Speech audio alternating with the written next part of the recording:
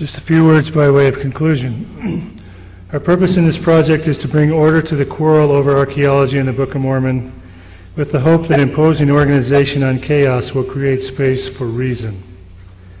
The Book of Mormon was criticized before it ever came off the press, and it has been the beneficiary of strong criticism and ridicule ever since. We welcome all such attentions because they only make the book stronger and deepen the plausibility of its ancient pedigree. It is important to acknowledge the source of this strength. It comes from Mormon scholars, apologists if you like, taking the criticism seriously and using them as a springboard for research. Nothing good comes from leaving children or criticisms unattended. It is worth pointing out that we are not compiling our catalog of Book of Mormon criticisms to silence critics. To the contrary, we wish them all healthy, long lives and prolific careers. We acknowledge here their invaluable contributions in promoting better understanding of the book and its translator. We consider their list of legitimate criticisms a gold mine of research opportunities and will welcome any future installments. Things that we as modern readers find jarring in the Book of Mormon probably indicate differences in cultural assumptions between us and Book of Mormon writers.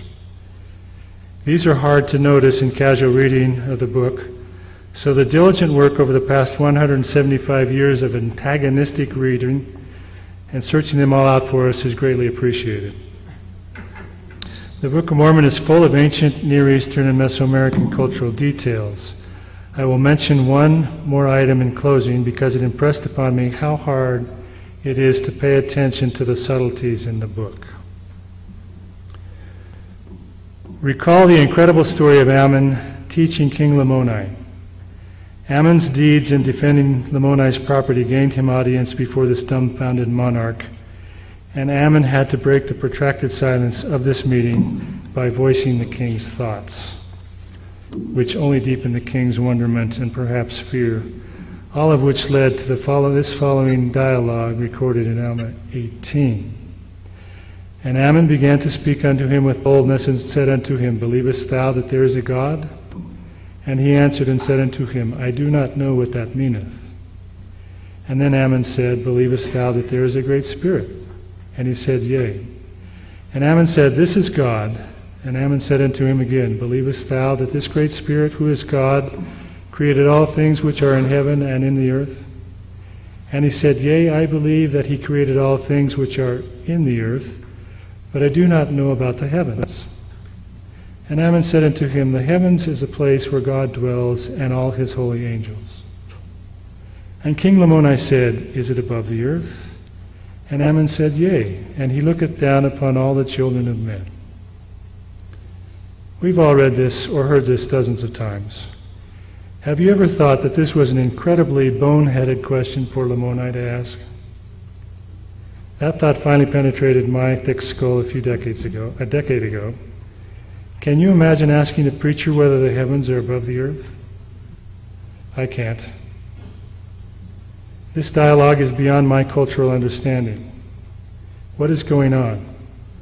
I submit to you that the question makes sense in a Mesoamerican setting in which most of the gods resided under the earth.